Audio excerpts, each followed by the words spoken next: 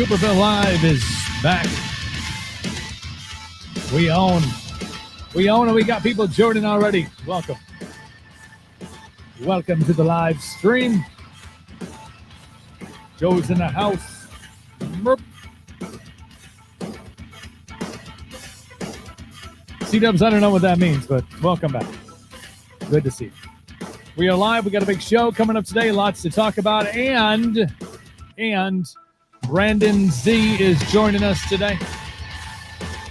Ariel's here. Hello. If you're here, jump in the comments. Let us know you're here. Friday. Let's start it. Why the hell not? Friday starts now. I got to work tomorrow, but whatever. You only live once, they say. Unless you come back as a zombie, then I guess you get 2 shots. Maybe. Canadian country artist Brandon Z going to be on the program coming up in less than 1 hour. Talk about a bunch of stuff. Talk about music, talk about life, talk about cannabis, talk about the marijuana, and his new single, Set This House on Fire, which is out now. Go stream it. It's available on all streaming platforms. Make it part of your day. Great tune. Great tune. Brandon Z on the program. Wherever you are watching, thank you. Appreciate you. Facebook at the Welcome to Cooperville page. YouTube, search Cooperville, and on Twitch. We on the Twitch at No Limit Cooper on Twitch. It's Friday for me, or Friday for you, but Thursday for me. Yes, it's true.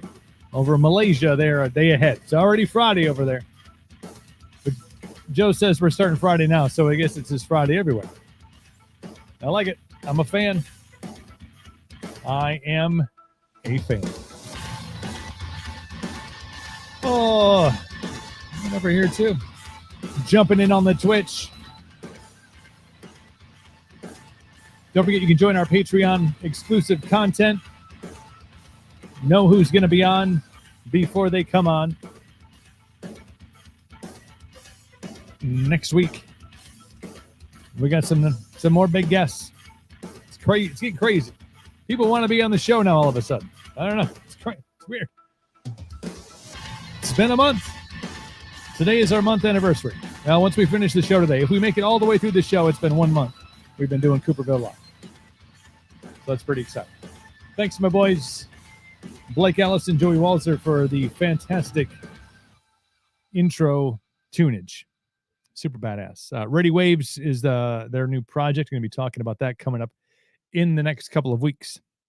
They've been working hard on that. They're going to be a big part of what we're doing here on the live show. So, pretty cool. Ariel's everywhere. She's everywhere. Everywhere you want to be. But again, that Patreon link, get exclusive access. All the audio from the show is going to be going on our Patreon page. A whole bunch of cool stuff coming up. Working with our buddies at Monster Energy again. They're right behind me. I got to get out of the way for their banner. Maybe I should move it. Maybe I should put it over here or over here. I don't know. Put it somewhere. So we're going to have some chances to win. Some cool stuff. Just for being a patron of the show, which you can do. Again, the link for the Cooperville Live Patreon is in the comments of all of the streaming platforms. So jump on board, be a part of that, and cool things to come. A lot to get to today. Where do we want to start? If you are a baseball fan, this was pretty big news. I shouldn't maybe specifically say baseball because it's going to be different depending on where you are. But for us here, the Milwaukee Brewers announced this morning that they will be allowing fans in 25% capacity into the American Family Field now. It's no longer Miller Park. It is American Family Field. Whatever.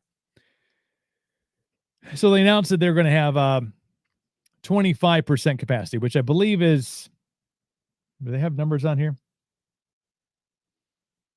I think it's about 11 to 12,000 people.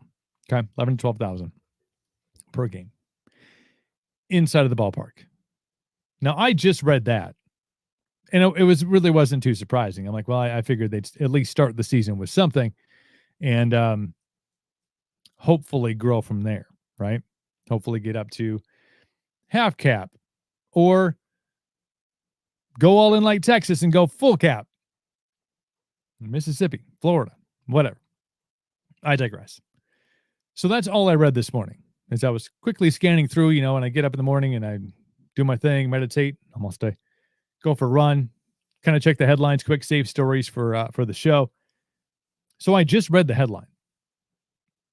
And I was tuned into my buddy Bill Michaels, who does as a sports radio network in Wisconsin. He was talking about the same thing, and brought to my attention. Thanks, Bill. Go follow Bill Michaels on all the socials.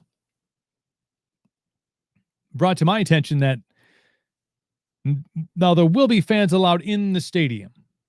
Okay, they will not be allowing tailgating outside of American Family Field.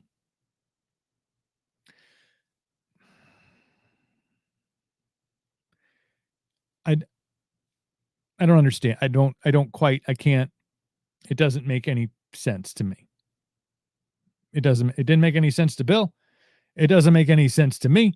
It didn't make any sense to people that were responding to what Bill was saying. I'm like, wait, what? I'm going to give you a hypothetical. I'm going to let you chew on a little bit and then try to make sense of it all. Okay. So you have, let's say, 4 people in your family. Mom, dad, 2 kids. Mom, 2 kids. I don't know, whatever.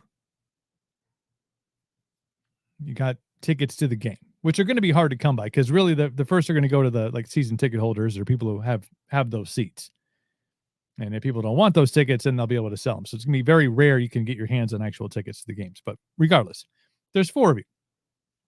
Okay.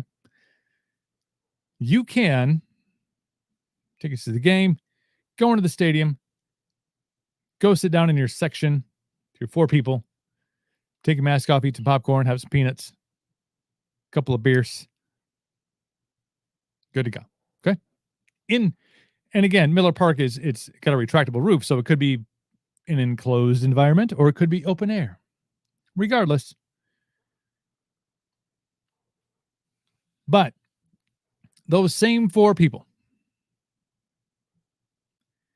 cannot park their car at American Family Field parking lot in their spot. Pull out a little gas grill, a little Weber. You want to go big time? Bring a big green egg. That's what I would do. Got a big green egg in my backyard. That's my favorite thing in the world. Those same 4 people can't huddle around outdoors, mind you, outside. Throw a little something on the grill. Have a little cooler. A couple of drinks. Can't do that outside of the stadium. This may not seem like a big deal to some of you, the less sporting fan type of people, which is fine. Tailgating is a like Wisconsin tradition. It's a thing. Brewer games, Packer games, Badger games. All those college kids making good choices in life. Okay, so it's a thing. It's a tradition. It's a big thing. It's part of the culture. You ever watch any of the games during a regular season? Right, by regular, I mean like non-COVID. BC, I saw somebody's posting now. BC is now before COVID. This was BC. They will go through, if it's a nationally televised game, they'll go through the crowd in the parking lot. People are out there just it's jamming. Now, granted, it's packed. It's crazy. People are really close.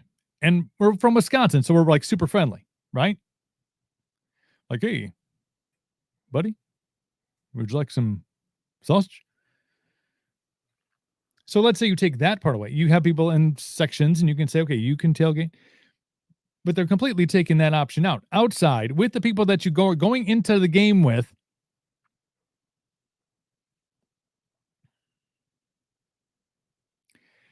I don't understand. to understand why this is okay. This is the exact same thing, probably safer. That's not okay. Explain it to me, science. Explain it to me. It's okay to go to restaurants now. Has been in Wisconsin for a while now. They have some, like, there's some separation stuff, but seriously, you're in an enclosed room. Other people are around. That's okay. Outside in a parking lot, that's not okay. It doesn't make any sense to me. It's confusing. The people that are making these choices are like, well, let 25% inside. They have to be inside, though. What if they want to hang out outside for a little bit? Nope. No hanging out outside. That is not okay. Inside, next to each other, that's fine. Outside, with more space, not okay.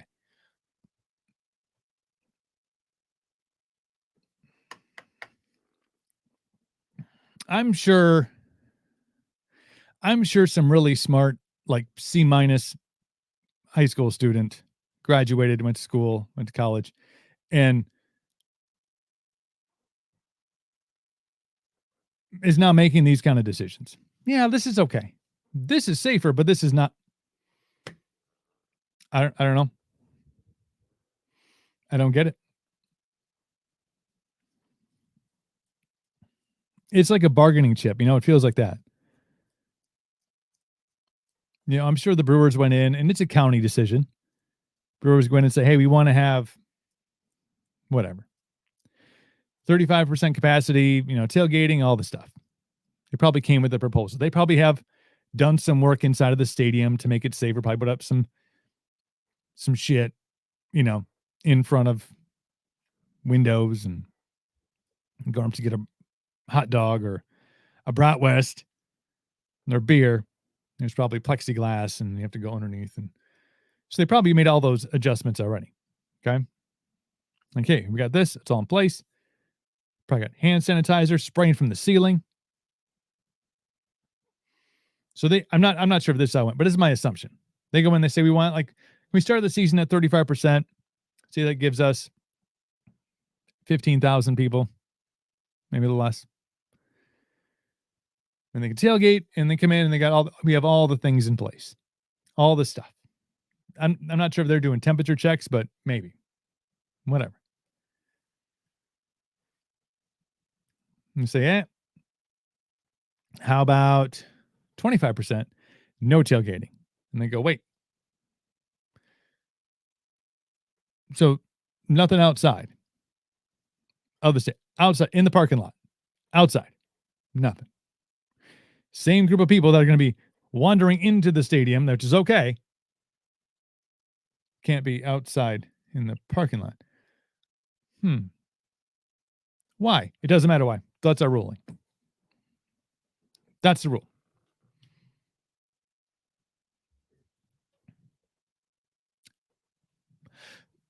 If I had any money,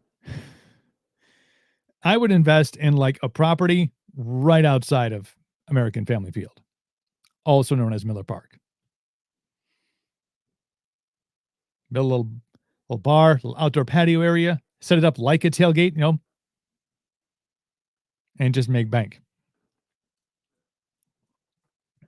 Doesn't make any sense. Doesn't make any sense. I was reading something else about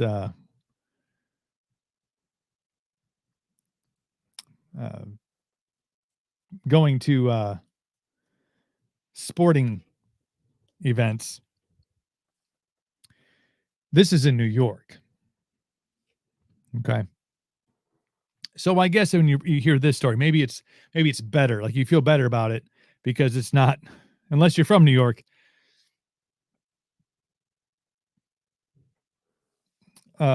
Governor Andrew Cuomo, who's got his own set of things going on right now, huh? Remember when he was the savior? Oh, Cuomo, he's doing it all right, except for killing all those people. Oops. And then not reporting it. Oops. So sorry. And that whole there's some scandals going on too. So take that for what it's worth. But his name does lead off the story from the New York Post. Governor Andrew Cuomo announced on Tuesday the rolling out of a new pilot program where New Yorkers would have to flash a sort of COVID-19 passport in order to enter sports arenas, theaters, and other businesses as the state continues reopening efforts. The plan is to test the Excelsior Pass.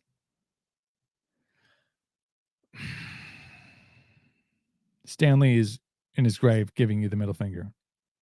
Andrew Cuomo. He is. Just telling you that right now. The Excelsior Pass, which will use secure technology to confirm if a person has gotten vaccinated or has had a recent negative COVID-19 exam result during events at Madison Square Garden, Barclays Center.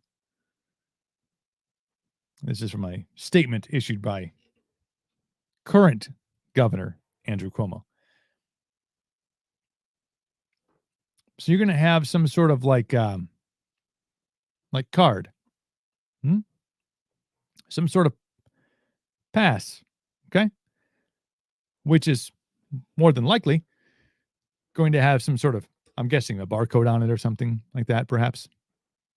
Okay, a barcode on your, and not in your wrist. That not yet.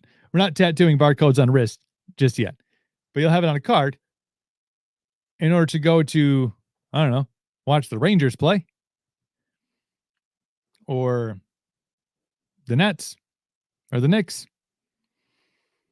You'll have to get your pass. You may pass. You may go through. You go stand in this line over here. We have a special spot for you.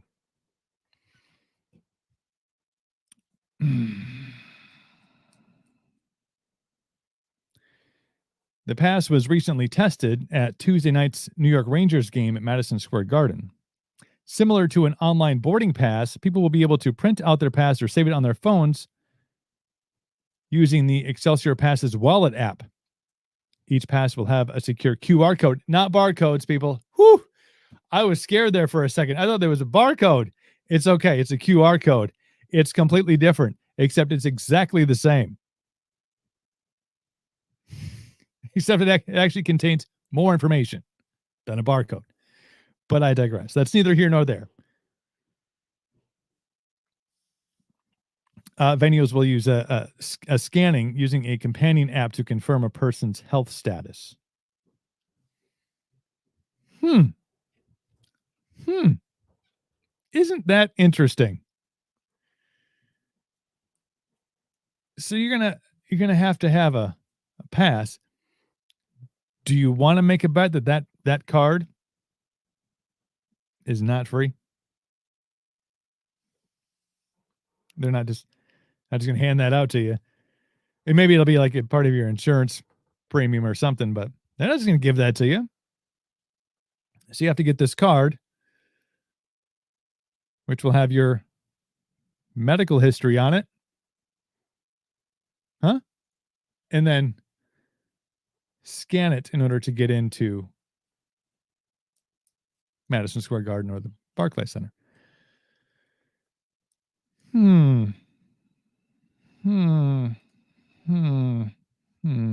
My thoughts exactly, Joe. The bad people go in this line. The good people with the pass that dings correctly get to go and watch the game. That's a little scary. That's a little much, eh? It would seem like it, doesn't it, Joe? Seem like a HIPAA violation. Well, we can't ask you your medical history. Do they bypass that by just scanning your card? It's a weird take on the verbiage of the HIPAA laws, isn't it? Like, well, it's okay to discriminate against you because of this, even though it would seem, as Joe pointed out, a direct violation of HIPAA laws. But go Rangers, right? Like, who doesn't want to go to a Ranger game?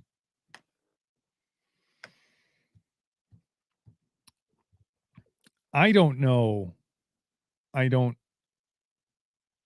know how nobody is like kind of raising their hand in the back.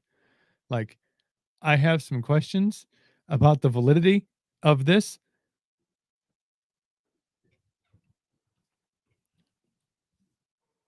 Meanwhile,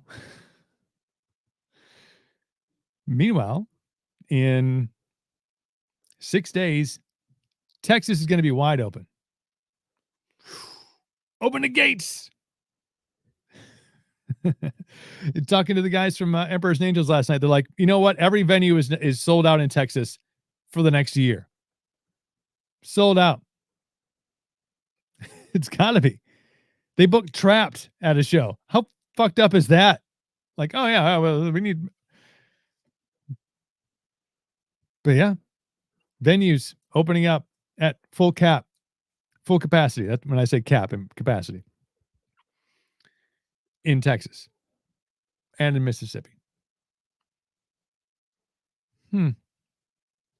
Yet in New York, you got to get your Excelsior pass, or you shall not pass. And in Wisconsin, you can't be outside of a baseball stadium. You can be inside. Do you understand where the fatigue comes in with this? Like even the staunch, like line in the sand people who are like, no, this is it. Draw my foot in the sand. I'm taking a hard stance. Aren't you exhausted? Aren't you like, wait, what?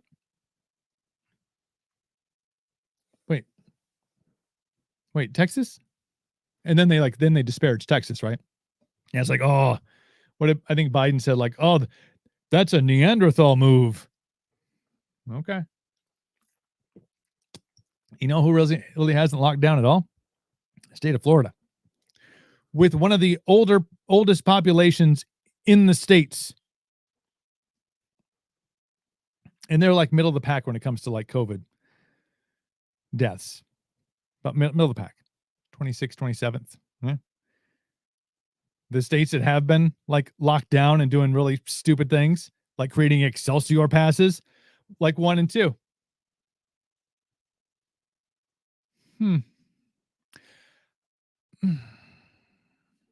Interesting.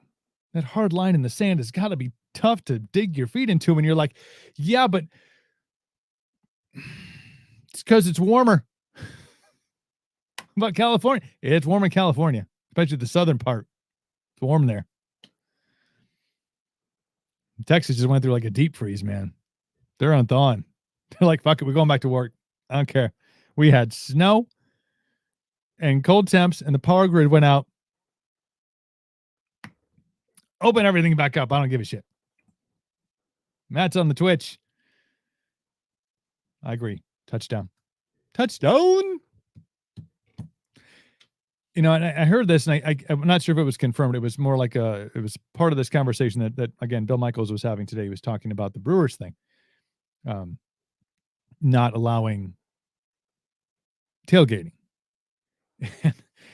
and he said something to the effect of like, the NFL is watching over your shoulder because the NFL is going to probably have more fans this year. I last checked, Jim, Florida was in the 20s. In 24th, I believe. 24th. Strange. But the whole thing started with like, you can't be outside to tailgate at a Brewer game. Seems weird. Or as Jim Lucas would call it, Wrigley North. But regardless.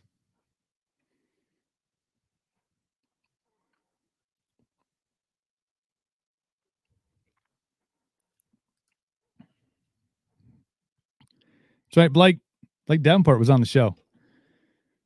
It's good times, man. Love that stuff, yeah. Supporting events. Also got rocking that Cam Haynes. Nobody cares. Work harder.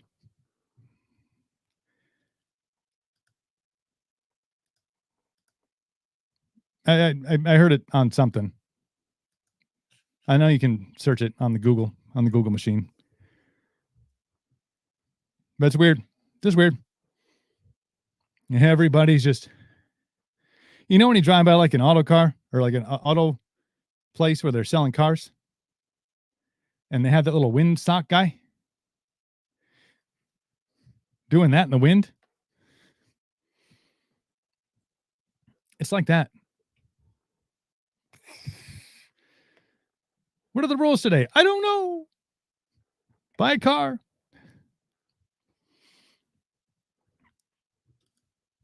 All right. Jim Lucas got that chip magnet salsa.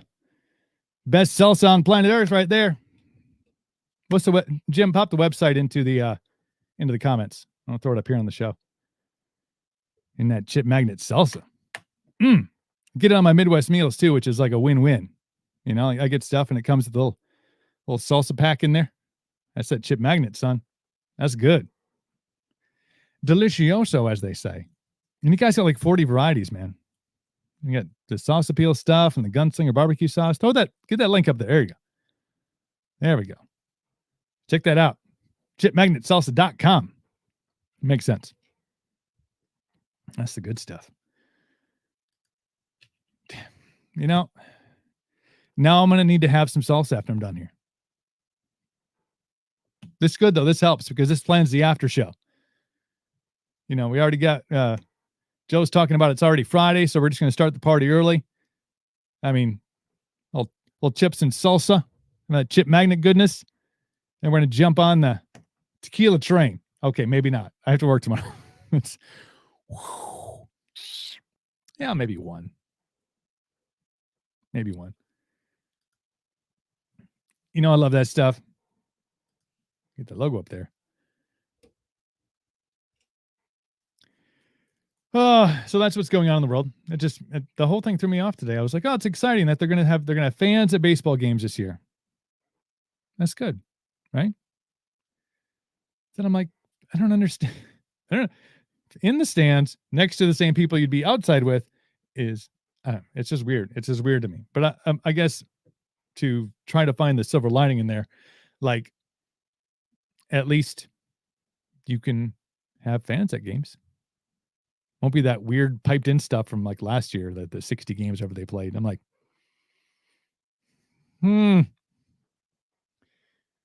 somebody's job is to pipe in the crowd noise. It's like a Viking game, right? They're not that loud.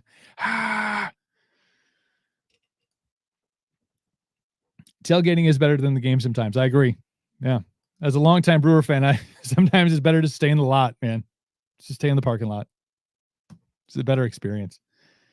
You just listen to the sounds of the game from outside, and sometimes it's just better. That's funny. Crazy world we're living in, people. Crazy world we're living in. We got about 20 minutes, and we're going to be joined by Brandon Z, country artist up in Toronto, Canada. Talk about his music. We're going to talk about a bunch of stuff. Who else is from Toronto?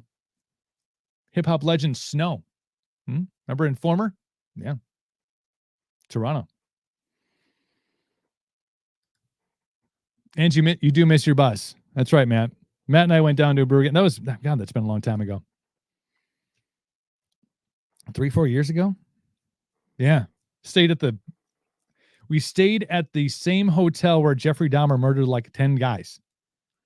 I don't know if it was 10s and it was not the number, but like, oh yeah.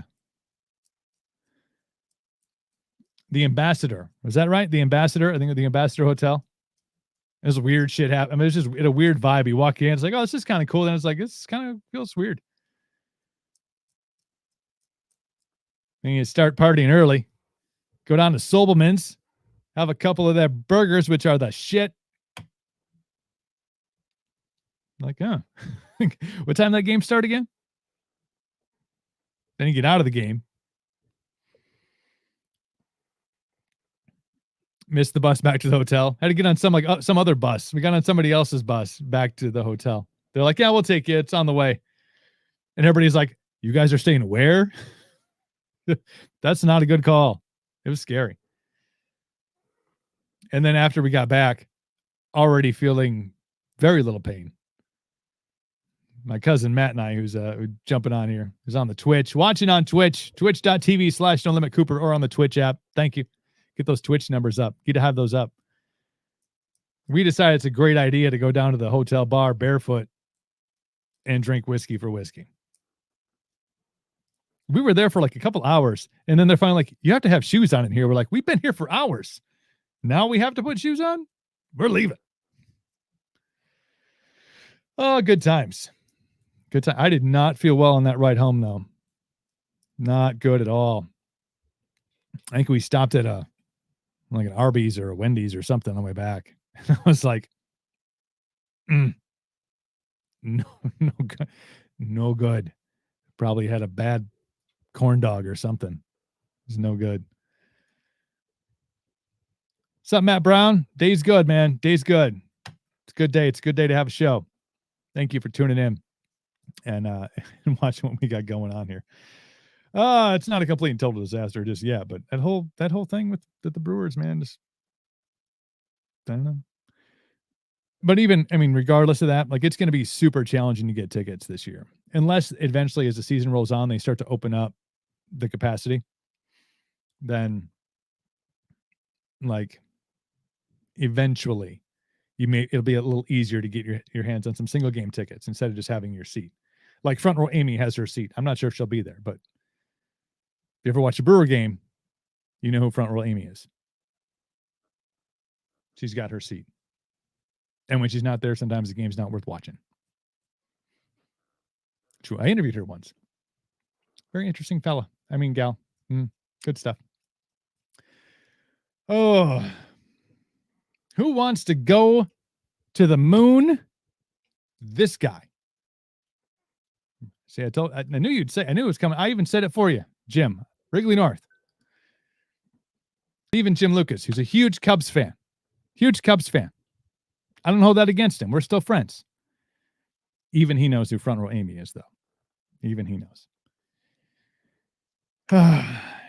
There is a Japanese billionaire, this is according to Travel and Leisure magazine, that is giving away 8 seats to go to the moon. Our moon. Yeah.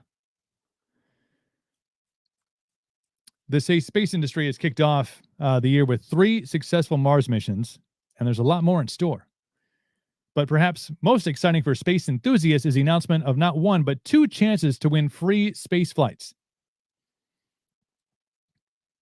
Following the announcement of his Inspiration 4 mission, which has 2 seats reserved for members of the general public, a Japanese businessman officially opened the application process for 8 available seats on his Dear Moon mission. He plans on taking a crew of 10 or 12 astronauts on a 6-day lunar flyby, meaning the spacecraft will circle the moon before heading back to Earth. The mission will mark the first time civilians have left low-level Earth orbit since 1972. To the moon. He is using a SpaceX ship because Elon Musk has got the corner market on that. But it does sound like he is taking applicants to win seats on the flight to go around the moon. We just talked the other day about that space hotel that's opening up in 2027. A hotel in space. I don't know what the nightly rate is, though. It's going to be somewhere above your Motel 6. Slightly above Motel 6, perhaps. But this guy's giving away 2 free trips on a SpaceX rocket to go around the moon.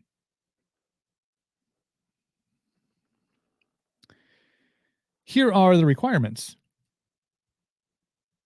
for all applicants.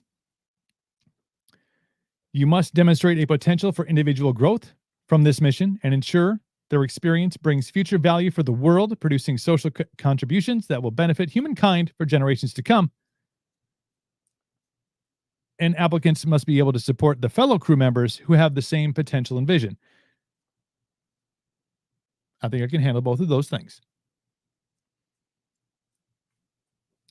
You can pre-register to apply for a spot on the mission now through the morning of March 14th at dearmoon.earth, with additional details on the full application process to follow. Would you take that? There's obviously some pushback to people that want to go to Mars, because I think there's a list for that somewhere too. Like, I want to go. But Mars is like a one-way thing, right? Like, you're not coming back. That's like, fuck you, family. I'm going to Mars. You're still going to get calls about your car's warranty up there. You know that, right? Like, here's how to change your warranty. I'm like, car? I'm in a space buggy, bopping around Mars. But the moon thing, like, that'd be pretty cool, right? Do you get to stop at the space hotel? That'd be cool. Includes one free night at the space motel. I'd sign up. Yep, 6 to 8 month trip. And you can only launch twice. There's only 2 periods of the course of a year when you can actually make that flight pattern to Mars. Because you got to wait till you can circle around this, and then gravitational pull from the moon shoots you that way. There's a whole thing, but you can only do it like twice in the course of a year. There's 2 times you can do it. So I think it is every like 6 months that you can actually launch something. Now, they haven't talked anything about getting back. That's the thing. It's 6 to 8 months to get to Mars. There's not a plan yet to get back. It's kind of you're there and you're going to hang for a while until they figure it out. I don't know. The moon thing would be cool, though. Just jump in. Like, you got to tell mankind about this. Okay. Do you get good, like, cell phone reception up there? Is it 5G in space? All those satellites up there. I mean, you got to be able to ping off of something, right? Do you have to, like, call your phone company and be like, hey, I need the intergalactic plan? You mean international? No, intergalactic. Like, what's the data rate? Like, you get texts from AT&T all the time. Yeah, roaming. We're bringing back roaming charges. That was the worst. Jim and I are old enough to remember roaming charges, man. Roaming? Yeah. It's wild. Going into space. I'd sign up, man. Maybe. I mean, it's going to be like a Gen Z, though, right? Like, you know that. They're not taking 40 plus. They're not taking 40 plus up there. We're a little concerned about your age, sir. But dude, I run every day. Like, I eat healthy. Like, I'm after it, man. Like, time has a way of doing things. Okay. No. It's all right. It's all right. We'll watch from afar. We will watch from afar. Oh, what else is happening in the world? This is fun. Well, probably not for this guy, but, and this, I'm not condoning cockfighting. It's horrible. It's bad. But this did happen in India, where apparently it's okay. It's okay there. This comes from Vice. An Indian man is killed by his own rooster in a cockfight. That is not how that man expected his day to go. He had different plans. The rooster had other plans. Story goes like this. A fighter rooster killed its owner in the southern Indian state over the weekend. The victim, a 45-year-old poultry farmer, frequently put his bird up in a local illegal cockfights. He bled to death after his rooster, armed with a 7-centimeter-long knife strapped to one of its claws, impaled him in the groin when it struggled to free himself. Oh, shit.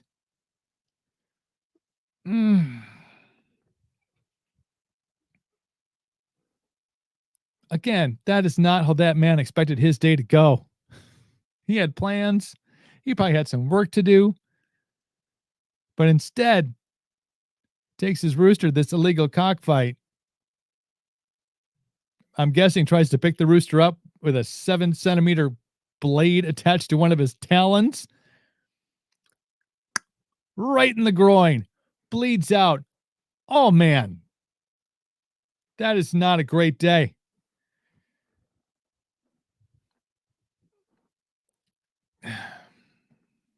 I'm sure there's a lesson to be learned there. Like, just say no to cockfighting, right? Like the dangers of letting roosters fight each other. For those of you who are unaware, that's what cockfighting is. Now we know.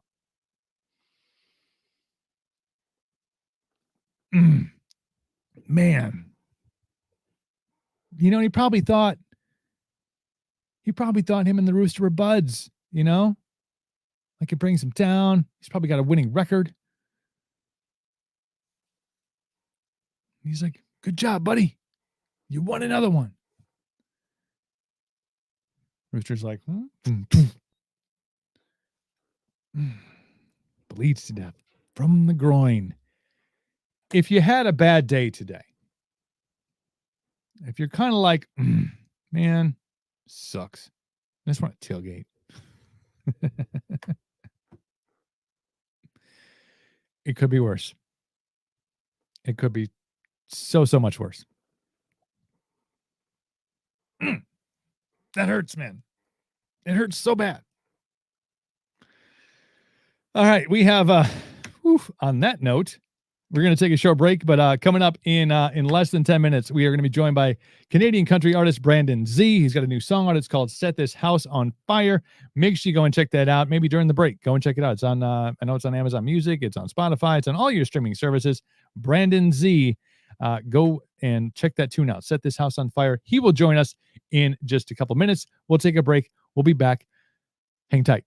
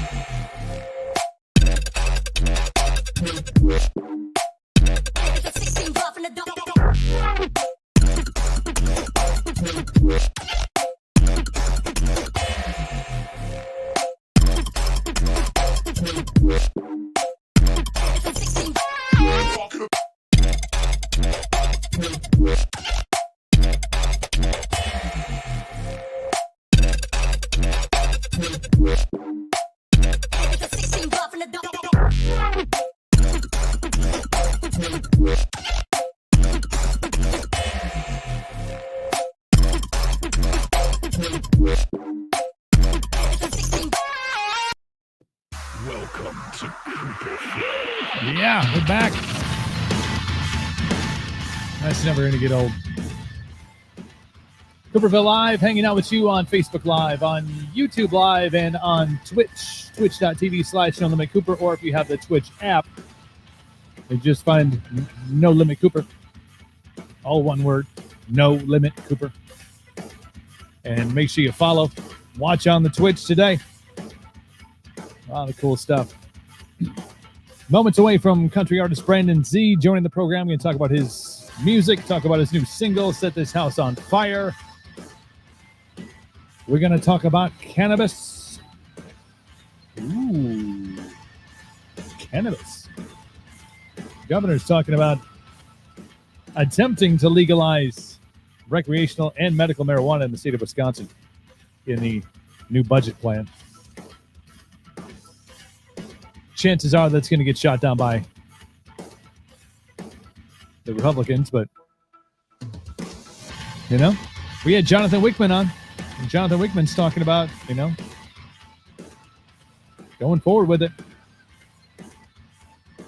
I say, and I've said in the past, legalize it and fix the damn roads. Man, fix the roads. Fix them. I mean, yeah, money for schools and all this stuff, but fix the fucking roads around here. Jeez. So bad. It's always bad this time of year. The thing is, it's bad this time of year, like the roads suck this time of year, and then like when it's nice, they're fixing the roads, so then it sucks because you have to go through construction. There's two seasons in Wisconsin, winter and road construction season, and it never really seems to help. Like, we haven't figured all the shit we have figured out. Like, we just talked about going to Mars. You can win a flight around the moon. How do we make these roads suck less? I don't know. Keep doing the same thing we have been doing. Okay. That makes sense. Okay, it doesn't make a whole lot of sense, but I'm telling you. I hope it gets passed, though. I'm just saying. We could use that money. Use that pot money in the great state of Wisconsin. Yeah. But thank you all for joining in. Again, through the Patreon link up in all the comments of all the live streaming places that we're on right now. So make sure you jump on board that. Get exclusive content, get audio from all of the shows, and a whole bunch more. We're doing some merch. We're going to do some Patreon-only live streams. We got plans, man. We got plans. Right now, our plan is to talk to Brandon Z. Brandon Z's new single is out right now. It is called Set This House on Fire. I promise you, though, the man is not a pyromaniac, at least as far as I've been told. He's not actually want to start houses on fire. It's more of a theoretical. Brandon Z, how you doing, my friend? Hey, good, man. How are you? I'm doing well. And yeah, I definitely do not recommend, burning your house down till you get over an ex-girlfriend or boyfriend. So don't do that. Yeah. I think you have to, in this day and age, you have to preface it by saying that, because somebody would do it and be like, well, Brandon Z's song. Honestly, I would get blamed for sure.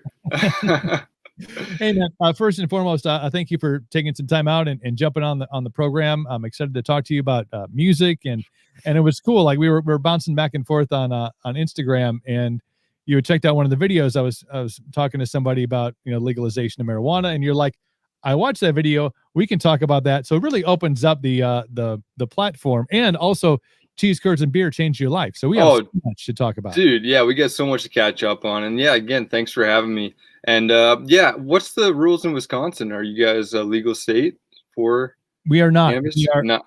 We are not. They were like I said, the gentleman I had on, Jonathan Wickman, who I just mentioned, he's running for governor in 2022. So he was on kind of talking about his stuff. The show was kind of all over the place. We really talked to everybody. Nice. He was talking about, the process that he would go through to legalize marijuana medically and then recreationally. Our current governor has a plan to legalize both as part of the state's budget for the next year. And so, no, but it's weird because Illinois, right below us, is legal. And we're connected to the Upper Peninsula of Michigan. They're legal. Minnesota's not. But so we're like sandwiched in between two legal states. It's just weird. Oh, man. Yeah, that's so funny how that works. I was about to say A and show off that I'm Canadian. But yeah, so we've been legal for like three years now, like federally legal. So we can fly with weed on us, which is pretty interesting.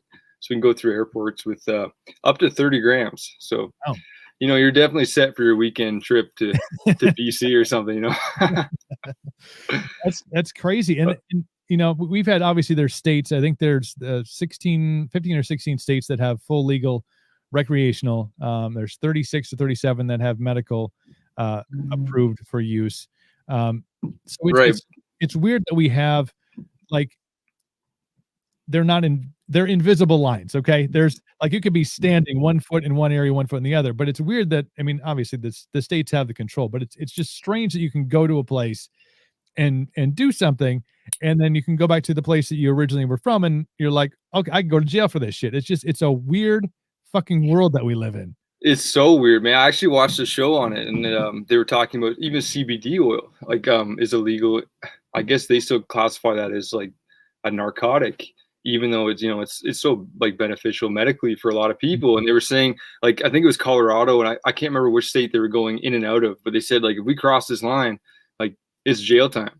It's like, what the heck, But the whole country up there is fully. Yeah, we're fully legalized, so we can buy. We have dispensaries, like, you can just go in and buy whatever you want, buy different strains, and it's kind of been interesting because there's been a lot of, like, I guess, like, you can kind of go in and shop for strains as if you can shop for like beer or liquor or something. It's like, it's like you can find out what this strain does, where this one comes from, why this one's beneficial for, say relaxation, and then this one's more beneficial for creativity, or so it's been really interesting.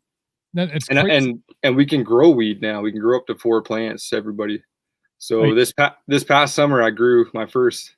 So it turned out great, actually. Two of the 4 seeds germinated, and I got like 7 ounces of weed from it. So it's pretty good. I think it's crazy how, and again, you go back to how demonized marijuana was. And if you do all the research, and it really had a lot to do with, like, it's not even, it was because of the paper versus hemp, and then the demonization of it as a drug and all the things that it causes. And Yeah. I mean, it's just strange to have, after 50 years, 48, 50 years, to have all of a sudden, like, people going, so we were wrong. That was complete bullshit. Like, none of that was real. But and then there's still, at least here in the States of it, there's still this weird, like the old folks are running the asylum here, and they're like, well, I don't know. Back when like, you guys used to tell us that sugar was okay for us, and it's like the worst fucking thing in the world. Like, what? Like, why am Yeah. I still in charge here? Well, that's the thing, man. Like all these laws came in. I think in North America, like weed was legal up till like the 20s or 30s, and then they Mm, started making things illegal. But you got to think even before then, like thousands of years, this plant's been around. Like yeah, it's not a new thing, and people have used it for medicinal reasons, for spiritual reasons, for different things, and it's so weird. Yeah, that demonizing is a perfect word. It's just like it how it's a plant, that's right. and that's like that was the hippie movement, I guess, in the 60s. It's like this is a plant, man. It helps a lot of people. And me Yeah, personally, I found just for things like relaxation or like chilling out some anxiety at times or stuff like that. And as an artist creatively, it helps me a lot with songwriting and production. And it just kind of, I don't know. I feel like it's just one of those things that you kind of just dive into reality in a deeper sense. You feel things deeper, almost because it rids you of like daily anxieties, daily stresses, and you're just able to be more present. And in my opinion, I don't think it's an intoxication at all. I feel like it's even a more sobering place to be. yeah. It's even more interesting to me when we talk about strains and stuff. Like, now you have like weed experts. They're like, well, Right. like, this become like a new, like, we've created like new jobs, new areas of expertise. People are like, well, this one is more for this, and this one's more for this. Then you have, if you're looking for something along, if you're more of a Saturday night kind of fella, you have this, and then there's, obviously, we get into edibles and stuff, and that, that's a Right. whole new ball game. Like, here's some chocolate, and then you're like, I'm not sure who I am anymore. Yeah. I Yeah. I may be a gummy bear. I'm not sure. Right. Yeah. Edibles are, yeah. I remember I've fallen asleep, like trying to just sleep it off, and you wake up and you're more high than when you went to bed. It's like, man, what is this? Yeah. I've had edibles once, and it was a friend of ours brought some chocolates over from Colorado, Mm, and it was like a tiny bit, because I'm not a huge pot guy. It was, I'm I haven't found the right strain. I got to talk to my right. expert. I got to talk to my guy. Uh, Right. Yeah. but it And was that just is actually a big part of it too, which is what I mean people have found over here. It's like kind of locking in on what strain affects you a certain way. right. I mean, it's like booze. Like, some people can handle whiskey, and some people really should stay the fuck away from it. Exactly. Yeah. Some Online, but people get fighting mad on whiskey. no good, man. But so it was like just a tiny little bite. Like, here I'm thinking, I can handle when it comes to, like, drinking beer or doing whiskey. Like, I feel like I can hold my own. I got that Wisconsin liver, Oh yeah, you're or good, man. made of steel. It was the tiniest bit, and I laughed for like 4 days in a row, like shit that wasn't even funny anymore. Like, the same joke would be told again. I'm like, that's fucking hilarious. Tell it again. Like, it was like, I didn't feel that, because having smoked marijuana before, to me, I sometimes, if it was a little too much, that paranoia, like, Yeah. I have a 10-year-old who wasn't 10 at the time, but I was like, somebody's gonna come and take him. Like, we need to bar the doors. Like, so with this edible, and it was just a tiny bit, and I was like, just the happiest asshole. I mean, for 4 days in a row, I'm like, noted, man, noted. No, to just maybe get your friends to bring a few more of those up. And there's so much, and talk about CBD stuff. I got some great friends who are doing great things in the CBD world, and doing it all the right way, because Yeah, that in itself is super interesting. The whole yeah, study of CBD and like the relieving like Parkinson's symptoms, relieving what's epilepsy symptoms yeah, and stuff like that. seizures and Yeah, stuff. Yeah. exactly. Yeah, and it's like, man, it all comes from one plant. It's unbelievable. And it's the wildest thing to me, when at least if we're gonna fine line it between like medical and recreational, okay, let's just strictly stick to medical. And you've seen videos of kids in the midst of having seizures being administered CBD, and their symptoms are like not instantaneous, but over the course of like several minutes, they go from like this hardcore seizure into like calm, relaxed, like they can hold their hands. And that was another Parkinson's video I saw where somebody could, Right. they couldn't pick up a fork. All of a sudden they took some CBD stuff and they were like, they could pick up a fork. Like, how does the, like, why are we hesitant on that? Like, we better wait till we have some further research. I'm like, that wasn't Yeah. enough. We didn't. What more do you need? Yeah. It boggles the mind, but no, I mean, it's weird being, sandwiched in between two states, and for you, I mean, you're kind of stuck in Canada right now anyway. Yeah, true enough. You may not want to come down here because it's kind of a shit show if you haven't noticed. But well, I've been seeing some stuff on the news. Yeah. we are. I don't know. No, I mean, like it's weird. Like we were like, oh, like build walls. Now people are like, why? Because we don't want to come there. Like it's a shit show of I don't know. It's just a shit show down here right now. Man, how's Wisconsin been through this pandemic? It's been it started off pretty rough. I think not necessarily with the numbers. I mean, I think we're probably middle of the pack when it comes to like cases and deaths and things like that. Yeah. But, we had a lockdown, a safer at home that was in effect for several months. And then like the House of Representatives or the state representatives got involved and they said, you're going to crush like a lot of the industry, a lot of the jobs around here. I mean, because you have some semi-metropolitan areas. You have Milwaukee and you have Madison and maybe Green Bay if you wanted to, but that's not even really metropolitan. Yeah. So a lot of it is rural stuff, small towns with a couple of bars and a church and a hardware store. And you lock that shit down and they really came. I mean, the House came and said, you have to let things open back up. So since then we've kind of been, there's some restrictions on capacity for, bars and restaurants. Right. Yeah. But for the most part, think you can go out and you can have a beer. The mask mandate is in effect, but it kind of depends on where you are if they're like super duper enforcing it or not. But it's really kind of been more of the hardlined people who are like, we need to be locked down. We need to, quadruple mask, stay in your house under a blanket, don't talk to anybody. And the other half, people are like, if I don't leave the house, like bad things are going to happen, like, yeah, we're already locked in our house for like 6 months out of the year anyway, because it's winter, but so it's been weird. Minnesota was closed down for, closed all their bars and stuff. So we had like an influx of Minnesotans coming over. Oh, like, really? You guys can drink here. Like, man, it's wild, but they're coming up. But we're kind of, cheese curds and beer. That's the reason they came over here. Exactly. It's starting to kind of, ease a little bit. I mean, there's, the death rates have gone down and then people are kind of starting to get back to a semi sense of normalcy. And, we have the summertime around here is fairs, festivals, of every kind, happen during the summer. You literally have from like June 1st till August 30th, everything before and after that is a crapshoot as far as the weather goes. So you really have to cram everything into this. Everything in, yeah. Yeah. So, and last year there wasn't shit to do. And this summer, I think everybody's kind of like, we're going to put the gas to the floor. And it's going to be like the summer of 69. It is. It's, damn Wild West. I mean, not quite Texas Wild West, but close, man. They're open now. Did you read that? Texas opened all the way up? No, I didn't. Yeah, they announced yesterday. The governor went on and as of March 10th, so next Wednesday, they're opening everything up 100% full capacity. The restrictions are keeping in place. There are going to be some more like sanitation things, sanitary things. Like everybody's got to have whatever hand sanitizer or UV lights. But they're going like all their venues are opening back up.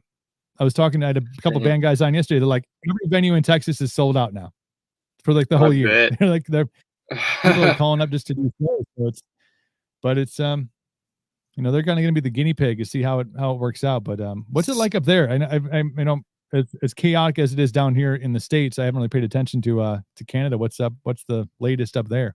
Yeah, so I'm in Ontario, so I think it's the most populated province, and we kind of shut down we've been in two lockdowns now. The first one happened around March or April, and we locked down for a couple months, and it was essential travel only. So pretty much, if you weren't working, you couldn't be on the roads, kind of thing. It wasn't super enforced, like they wouldn't like cops wouldn't pull people over, but there was like some leniency, Right. but businesses shut down for the most part that were deemed unessential. And then things kind of relaxed a bit in the summer. And then with the whole second wave thing that's kind of come up, we locked down again. And Mhm. the lockdown just lifted. And this is just Ontario I'm speaking of. But I think the West, like Mhm. Alberta, Saskatchewan, they've been pretty good. I think they locked down at the beginning and then cases just kind of dropped off just because that's like very, farm country. Shit's really, really spread out. So Right. it's not as dense as like Toronto is, and I'm like 30 minutes out of Toronto, so I know they're still locked down. Like Toronto, the city is still locked down. So inside the provinces, they're Mhm. kind of doing pocket lockdowns just for high risk areas. But it's been weird, man. Mhm. It's been really weird. I know as a musician, like everything kind of shuts down for us, but it's been beneficial from a creative standpoint, from like even just a human standpoint, man. I feel like Right. I've spent this year I felt like I really just slowed down in a way and got to do some things that wouldn't maybe necessarily have gotten to do. I really got back into running during this time, and I saw on Instagram Mhm. you run quite a bit too. Yeah, I'm on Um, the daily, man, every day. nice, yeah. So just stuff like that, kind of get back in touch with who you are and get out of the rat race of hustle and bustle and stuff. And I know I'm fortunate to say that, but a lot of people have had negative experiences losing businesses and losing stuff like that. So, but I Yeah. feel like just try to see the positive in it, and yeah, like that's what I've been saying too. When the summer that the world opens up, man, everyone's gonna be partying. Oh yeah. I mean, it could be like, the 60s and just everybody's going to just go nuts because you realize what can all be taken away from you and all the things that you took for granted. And I've said this over and over again, but like not going to see a show is now not an option because when shows were taken away, Yeah, everybody's like, I need to go and see a show. And that incessant need to interact with live music from any genre is just, I mean, especially up here because like I said, it's a really big spot, especially during the summer. We have three major music festivals within really 30 miles of where I am right now, major damn, ones. And you have obviously Summerfest down in Milwaukee, which is the biggest music festival in the world, and you have all these kind of pocket, uh, you know, country festivals that pop up here and there. So it's weird to think about like those things. You look at it face value, you're like, well, this is really cool. It 3 or 4 days out of the year, there's this big thing. You don't really think the economic impact of all the people that they employ and all the hotels that get filled up and all the people that are stopping at gas stations on the way in and mm, traveling in from out of state and out of country. It's so we're super hopeful that we get that aspect back because it's a big part of summers here in Wisconsin. And I know artists are, I mean, as you know, as great as it's been, I'm sure to be able to, get back into things that you enjoy and kind of take a break and obviously focus on some writing. But you want to get back out and probably do a show at some point. yeah. Just miss the connection, man. Just and to go back to the point you're Yeah. saying about people are wanting to go out to shows. I hope when people go back to shows, instead of bumping into strangers at shows and kind of shying away, people are more inclusive. And I really hope that COVID will bring like people like masses together. People will be like more excited to talk to people and meet strangers and connect because that's what everyone's missing right now. That's like just the connection, and we like you said, we take that for granted all the time. It's like it's super important Yeah. just to It's talk to people.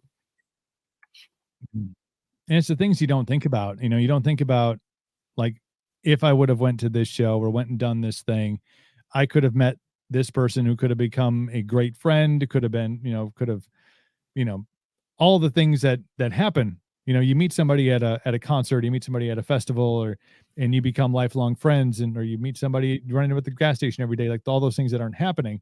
And for artists, and especially, when you're kind of on the come up, a great place for exposure is a venue that has maybe another act on it, or maybe you're opening for somebody and they're like, "Hey, we like what you're doing." And next thing you know, you're lining up 6 or 7 dates in a row, and that leads to something else. It's with all that shut down, it's really had a profound effect, not only on the music industry, but I think on the fans who miss the live music, but miss the camaraderie of other music fans in a that those close quarters if it's a closed venue, or big wide open fields if it's a festival. Man, we got to get back to that before we lose our Exactly. shit. Exactly. And yeah, like you said, you never know who you meet. I get stuff like that. Actually, my buddy played lead guitar for Florida Georgia Line, and he met them early on by going to a show that he didn't want to go to. His buddy invited him out to a show, and he's like, "Nah, don't really feel like it." And he ended up getting the gig, and he was with them up until 2014, all through the cruise boom and everything like that, and just from going to a show that he didn't want to go to. So there's a lot of magic in that. Yeah, it's the shit you don't think about when you have, think about the opportunities that have presented themselves out in public in your life, and you go, "Oh yeah, I met that person because I was able to go out and do this thing." Don't miss out on going out and doing things now, because the regret. We've had the Ex- regret. We had a year of regret. Let's get back to do some shit, man. Exactly. And in my opinion, Yeah, we so kind of I want need. to talk about. Sure. Go ahead. Oh, No, I go was ahead. just gonna say, in my opinion, we kind of needed that because for a while, I feel like society was kind of like, like, hey, let's go for a beer tonight. Nah, I don't want to. Like, I'll just stay home, watch Netflix or something. But I Mm, feel like because that's all we've been able to do, it's gonna change. It's gonna change. yeah. People are gonna be out more. Restaurants will be busier than ever. Patios will be packed, and it's just, it feels like it needed to change. People were kind of like hermiting away a little bit, in my opinion. Just my experience with my friends and stuff. Like it was tough No. just getting people out to a bar or something. Like you know, Yeah, and I think now that we've watched every single fucking thing that's on Netflix, yeah. it's time to leave the house. I've seen every show. Like, we resorted the other day to watching like really bad old movies. Like, oh, Oh, let's jeez. numb the mind for a little bit and watch fucking engage yourself in. But no, I think we're all hopeful that things can start to open back up, and again, yeah, like you said, more of that appreciation for the things that you couldn't do. Go to a great restaurant, or meet your buddies or your friends out at a bar one night, and just kind of like, well, no, I kind of feel like I should stay in and maybe just relax. And I had a long day at work. Like, fuck it, go out and have a good Yeah, time, man. I feel Just go like out and I do it. feel like the reply to that message just be like, "Bro, COVID-19, like get out here." Like you Yeah, remember that shit? yeah. I saw somebody. I think it was Lizzie Hale of Hailstorm. Posted it. I'm sure somebody else has used it, but now they're using like the year and then BC, as in before COVID. Oh, that's funny. The BC is now before COVID. Yeah, we did this in BC. When was that? Oh, back before COVID. Oh yeah, back when we could do fun stuff. But I want to talk about you and getting into your music and stuff. Like, where did the journey for you begin? I know you got a couple of great singles out there. I was jamming to them today while I was at Oh, work, and I had a great chance to, like, I look, I popped it up on, I think, on Amazon Music or Spotify or something, mm, and I was like, "Ooh, this one has explicit on it. This is my yeah. guy." There's an explicit. I was like, "Yeah, look at this guy dropping f bombs in a country song. This is my jam." Well, thanks, man. I'm glad you like the music. Yeah, it started for me like super young. Just as soon as I could get my hands and Mm, like actually stand up and play anything. I think it started on piano. Just we had like a shitty mm, keyboard sitting around. I just started plinking on that, and then once I started opening my mind up to music, I think it was like the age of 7 or 8. It was like, man, I found out what a guitar was, and my life forever changed. And I started as a guitar player. I played in bands through like early on in like elementary school. Even I remember like we would play any assembly we could. There. I remember they had mm. every month they did like an awards assembly for the kids, and we would be like grade 7 or 8, and it's like, oh man, this is a great time to play a Rolling Stone song, which it totally was not like the right Right. appropriate time. And we would just get up and play, every month, and then that just and no one sang too. It was just instruments. So I feel bad for everyone that had to sit through that. But then through high school, just started playing in more bands and started getting into singing and writing and developing myself as an artist. And then it's just slowly evolved, man. And the writing thing, I feel like it's just a lifelong journey of really getting to know yourself. I find through writing, you learn a lot about yourself. And I produce my own music too, so pretty much everything you hear, I've recorded most of it myself, and that's just come from recording a bunch in my life with other producers, other people, and then just picking it up as I go and getting to a point where it's I want to say what I want to say, and I want it to feel like how I think it should feel, and having the ability to do that is great, and it's total like bliss and total freedom as an artist. Yeah, I saw And you're a gear junkie. So you posting some pictures of your oh some of yeah, your yeah. studio gear. I'm like, that guy's a gear junkie. He's a gear Oh, junkie. big time, man. Like my guilty pleasure is scrolling through Reverb and just checking out like gear for sale. It's like, man, I would love to buy that. Yeah. Yeah. Yeah. Yeah. Yeah. That's awesome though, man. But yeah, I love gear, and But you're I found out early on, to have any like skin in the game as a musician, you gotta have content, you gotta have songs that are you, and and I've spent a lot of time and money early on in my teens recording with people, and it's you hear the song back and it's like, man, that's not really what I was thinking it was going to turn out to be, because I didn't really have a huge say in what happened. I just found out, just originality became like my biggest thing, and a lot of people I look up to are the same. Like I think of like Drake, who came out of Toronto. Like that's a dude that him and his buddy Noah came up with a sound that was recorded on mixed on a laptop and produced mixed on a laptop. And they used to go to hotel rooms in Toronto, like cheap hotel rooms, and stack the mattresses and make a booth and record vocals there. And I just feel like that underdog mentality and the feeling of you can do it yourself is like, it just seems to work. It just seems to come out as original, and people, in my opinion, just connect with it because it's more raw, you know. What's the country music scene like in the Toronto area? I know it's a pretty, obviously it's pretty metropolitan. It's a huge Yeah, city. it's What's that scene like? so it was pretty good as far as live music goes. It was pretty much the only live music scene. We have a few like metal bars, and because of COVID, almost all the country bars have closed. So the bands that would come through and play those bars, I'm not sure where, like even places I've played, I'm not sure what's going to happen when everything goes back. So, but we do have a festival called Boots and Hearts, and we get that is like our mega country festival that's held at a racetrack just north of here. And it's like the NASCAR Truck Series races at this track. It's a big one.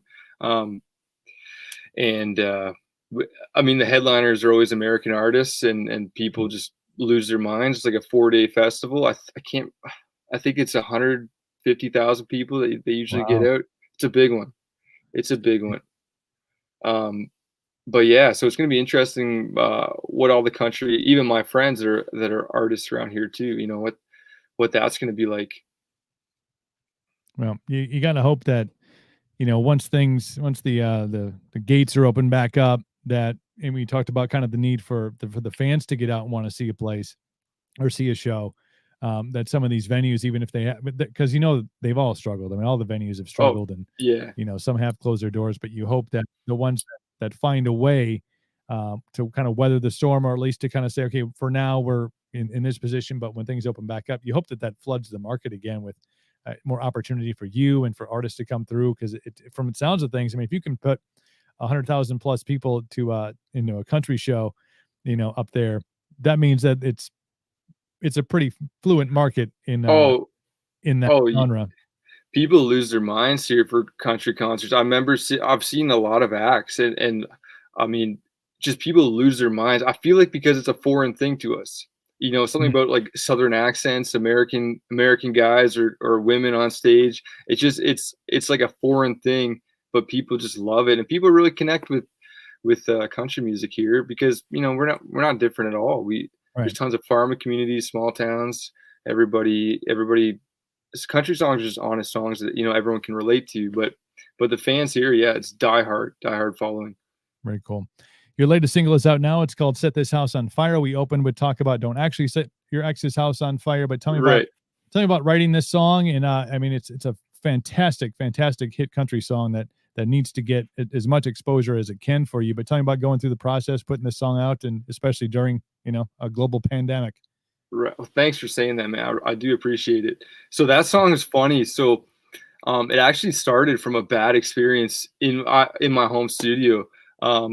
I literally set a part of it on fire, and that is like my biggest fear. Like I just was always terrified of like I've seen pictures. I follow a lot of groups on Facebook, and it's like studio disasters and stuff, and you just see like burnt up studios. It's like, man, that's my worst fear ever. And I was trying to film a video, an acoustic video, and I had some lighting set up that was photography lighting, and those bulbs get really fucking hot, and I had no idea how hot they got. So the lighting was too bright, and I was like, man, I might throw something like a sheet over it, just to dull in the light or something.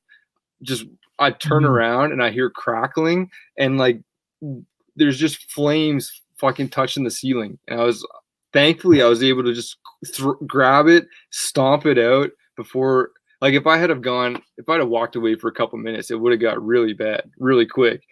So that I got to see my fear happen right before my eyes, and it was funny. That night, I was just sitting there, thinking about it. Like, man, fuck, that could have been really bad. And then just the idea of setting something on fire and what that kind of means, and and just to cleanse yourself of something. And fire is such a strong emotion of like anger and aggression. And it just kind of, with most of my songs, they just kind of write themselves. Once I get the idea and it just pops, it just bam, wrote it out. And I just feel like it's a song that people need to hear in a way, because a lot of breakup songs for dudes aren't really how guys react to breakups. You know, they're too. I find like there's a lot of polite songs about breakups and how I don't know how I'm gonna get over her, and I was gonna drown my sorrows in beer and stuff.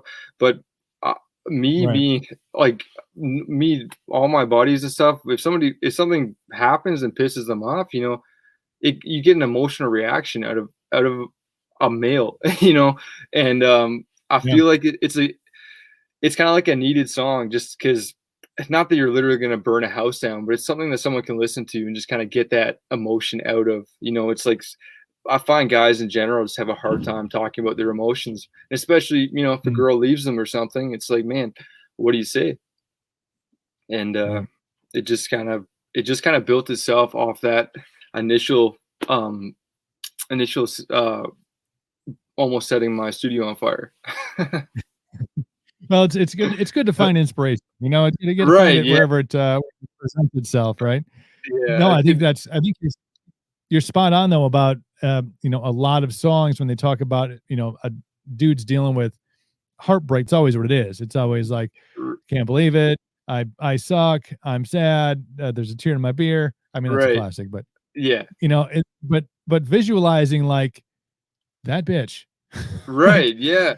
Well, like it's how do like, you have that emotional reaction? You don't want to burn her house down, but you're like, well, mm, that's the thing, man. I don't know any guy that, if, you know, depending on what relationship, if his girlfriend goes and starts screwing his best friend or something, that he's like, right, you know what, guys, I'm just gonna sit inside and cry and have a beer. He's like, no, fuck this. Like, this is fucked up, you know? And it's like, I just feel like there hasn't been a song like that. Now, I didn't write it with the intention of there needs to be this song, but it just came from an honest place, you know. It just like super honest, because the initial reaction in that instance would be like you're pissed off, right, and you want to be destructive, and you want to kind of get over things. And especially, like I said, dudes don't know how to talk about their feelings for the most part, and it usually comes out in, you know, bar fights and stuff like that, and that's just who we are. And if I can give those guys a chance to get their anger out by listening to a song, that's perfect. No, it's an amazing song. Set This House on Fire. It's streaming everywhere. So look it up. Brandon Z.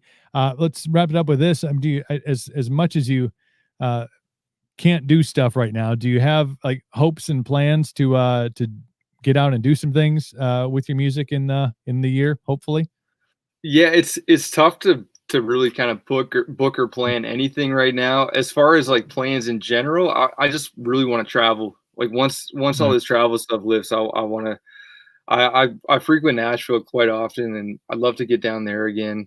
Love to get out. I really want to see California. Never been there, and just kind of looking for things like that. But yeah, music it's really tough to book right now. My plans are just to get busy in the studio and just keep firing out songs. I got a new one coming out in a week or two that'll be available for all streaming Yeah. platforms, then another one following that one up shortly after. So I'm just like hunkering down here up in Canada trying to fire up some songs. Well, it's cool. I mean, you got the time and you got the creativity and I mean, don't set anything else on fire, preferably. Yeah, I mean, let's yeah. we've learned that lesson already. No more fires.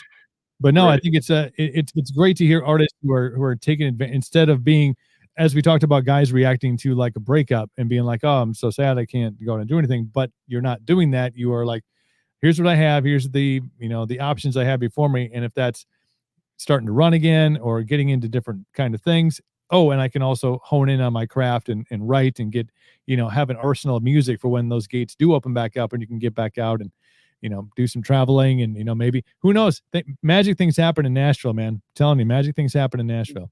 Yeah, for sure. Yeah, exactly right. Awesome. Brandon Z at Brandon Z Music on Instagram, and you can find him on Facebook. He's all over on the streaming platforms as far as music goes. Thank you again, man, for taking the time out and talking. I mean, we covered it all, man. We covered cannabis, we covered COVID, we covered music. We got it all dialed in this in 45 minutes. So I We appreciate nailed you it, and I man. appreciate the time. And let's get you back on here soon. Thanks so much for having me, man. It was a great chat. Awesome, man. Brandon Z, take care of yourself. Be well up in Canada, and hopefully we'll be seeing you here in the States sometime soon, man. Absolutely. Take care, man. See you. Awesome. There you go. Brandon Z, live on Cooperville Live. Great conversation, great stories, great insight from and a great perspective of what's going on, in Canada. We get kind of trapped inside of what's going on here in our state and in the United States, and it's good to get some outsiders' perspective. Brandon Z Music. Go and follow him on all of his social medias. Great content and the great new song, Set This House on Fire, just came out, and he's got new music coming out in the next couple of weeks. So great guy to follow. Great insight. Great stuff. Great stuff from you as well. Thank you all for tuning in to Cooperville Live today. I appreciate the time and effort that you put in every day to be a part of the show. Your comments are always welcome. Jump on the Patreon. We got cool stuff coming that direction as well. Tomorrow on the program, my buddy Greg Cash will be on the show. If you don't know Greg Cash has been in a ton of amazing bands. He's worked with my friend Joey Armina. He's been with Josh Todd and the Conflict. He's played with Dorothy. He's got a new band out. We're going to talk about that. We're going to have a good time tomorrow on Friday. Maybe it's a Beer Me Friday. Maybe we'll bring everybody who's watching right now, bring your cocktails tomorrow, and we'll have a team drink, and we'll get ready for the weekend. We'll talk to Greg Cash about all things music and life, and he's a fantastic human being. I mean, I met him when he was on tour with Dorothy, and dude just lights up a room. And he walks in, I'm like, this motherfucker is fun, and we need to be friends. And we have been ever since, and he's going to be on the program coming up tomorrow, starting at 5 p.m. Central on all of the streaming platforms. Until then, ladies and gentlemen, please take care of yourselves. Take care of one another. We will see you tomorrow. There's my Sharpie right there. Sharpie.